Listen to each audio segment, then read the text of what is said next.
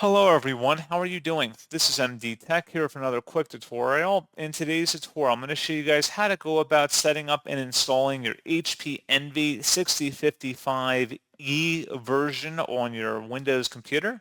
So this should hopefully be a pretty straightforward process here, guys, on how to do it. And without further ado, let's go ahead and jump straight into it. So all you have to do is open up a web browser, and into Google, you want to search for HP Envy 6055E drivers. Go ahead and search for that. Best results should come back with an HP support page that says HP Envy 6055E, all-in-one printer software and drivers. Open that up. And now on this page, you want to scroll down and you want to locate an item underneath the software section that says Easy Start Printer Setup. Go ahead and select the download button for that. And then once it's downloaded, go ahead and open up that file to extract it.